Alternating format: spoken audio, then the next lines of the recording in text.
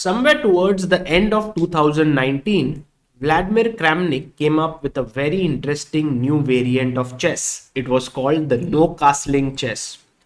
And the rules were very simple, absolutely same as normal chess, with just the difference that you cannot castle. And everyone thought, okay, this is an interesting idea, but soon, it died down. In fact, we had a tournament in India when Kramnik and Gelfand had come for the Microsense training camp. At that point, we did play a tournament with the youngest talents, Pragnananda, Raunak Sadhwani, Arjun Erigesi, and it was great fun. Even Kramnik and Gelfand played with each other. But it was Dortmund who brought this tournament, who brought this variant to a big level, by hosting the match between Kramnik and Anand with a 4-game match that started just yesterday. In the first game, Anand had the white pieces, and it's very interesting to see how things can change completely in chess just by the removal of the rule of castling. So, c4, c5, Vishy went knight f3, e6, e3, d5, d4. Anand said in the press conference after the game that the English is a very normal opening to be played in the no castling chess. And I think Vishy has analyzed these systems, and you will see that these two players were able to come up with something interesting. So until now, everything is quite normal. You could imagine the bishop coming out and then white castling, but you can't castle. So bishop b2, and from here starts the real fun. Black now played the move h5. And this is what Kramnik also had mentioned in his initial articles. In no castling chess, the rook pawns assume quite a lot of importance because, by pushing them, you can activate your rook. Queen c2, h4, and here rook came to d1. And Kramnik played his king to f8 because, just moving his king away from the center. Rook g1 by Vishy was a very interesting move. Anand said that he wants to start attacking like g4, g5 in this position, and that's why rook g1 made a lot of sense. Knight to e7, g4, hg, hg. And now we have like a very real no castling position. Even the engines would assess it as no castling because black has moved his king and white has moved both his rooks. So both sides cannot castle anyway. And it shows white has a very good position, very big edge here. Bishop d7, Anand pushed g4, queen came to c7, the pawn pushed ahead, the knight had to go back, and now Vishy played the move queen to d3. Maybe not the best move. Perhaps Anand should have considered knight e2 with the idea of knight f4, which could be strong. He was somewhat afraid of bishop b5. But then after knight f4, let's say bishop takes c4, bishop takes c4, queen takes c4, queen takes c4, d takes c4. The game is already over after the next move. What should white play here? Yes, g6 is a very, very strong move. And as you can see, after knight g6, fg6, and rook d7, it's all falling apart. White has a great, great position. So queen d3 was played by Anand. Bishop went to c6. And now pawn takes d5, e d5. Well, knight d5 was also possible to play. But somewhere g6 was what seemed very dangerous to Kramnik. And, take, perhaps knight e5. And they were analyzing this position. But always this idea of g6 kept black's position quite under risk, So Kramnik decided to keep his knight on e7 against this idea and played e5. And here Vishy went knight e2. Perhaps it could have been an idea to sacrifice this pawn with g6. You can even sacrifice an exchange here, but knight d5 also looks very strong. Knight d5, bishop d5, and queen d5, and white is better here. So knight e2 was played by Vishy. He wanted to put his knight on d4.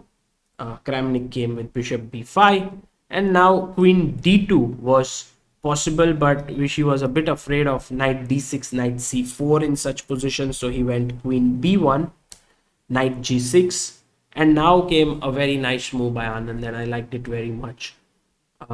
White to play, what do you do? The natural move here is knight d4, putting the knight in front of the isolated pawn, and after bishop f1, maybe go rook f1 or king f1. But Anand saw that, it's one thing to blockade an isolated pawn and quite another to win it actually. So he went knight c3, attacking the d5 pawn. And after bishop f1, rook f1, the d5 pawn is weak. Rook d8, Vishy took with the rook. Rook takes, knight takes, queen d7. And now, queen e4 was also possible. He went queen knight to c3, which is also fine. Rook h3, and from here Kramnik was low on time, and he started to do things which were to muddy the waters as much as possible. So queen e4, knight d6, and now queen d5 only move, keeping the knight on f3 defended. King g8, and I loved Vishy's next move. It showed how sharp he is. Knight e4, excellent move. The point being that after rook f3, you have knight to d6. And here it's already very difficult for black to continue playing. In fact, there are not many good moves that black has. Kramnik went queen h3, trying to create some problems. Here white had a very strong move. Anand played knight c4, which is good. But there was another strong move in this position. Can you find it? Yes, bishop f6 was very interesting, because if you take, I take on f7, king h8, and now queen g6 with the idea of checkmate is very strong. The point being that after takes, you don't take back, which is also okay, but king d2 is just over because d3 is controlled by the queen. So maybe to bishop f6 here, knight h8 has to be played, and then you can just come back and white is winning. But he went knight c4, queen g2. Kramnik is creating threats like bishop e3. If you play fe3, there is rook f1. If you play knight e3, there is rook e3, and then you lose the queen. Gave a check, king h7, queen a8, and now came the interesting movement, knight to f4. And things were getting very sharp. Vishy took on a7, and he had to see a very important move, which was after check, king e2, knight takes f2, which is now, let's say if you play rook takes f2, then I can take and take the piece, and I'm just winning. If you take with the knight here, queen d4, and nothing, no good discovered check. So knight f2 makes a lot of sense, and now there is a big discovered check coming up. And here white to play. What would you do here? Take your time and figure it out. Vishy played his next move very quickly, and that shows how sharp he is right now. Rook to g1, well done if you spotted it. And Kramnik took. I was like, okay, Vishy now will take this rook instantly, right? Because that's the point. But by the way, you can't do anything else. Like if you play queen h3, there's just you have no more threats left in the position, so you have to take. And Anand played an amazing move here, queen d4.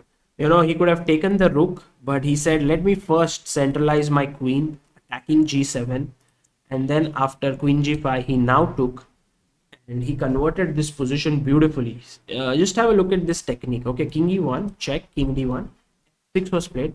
Now first Vishy give a check,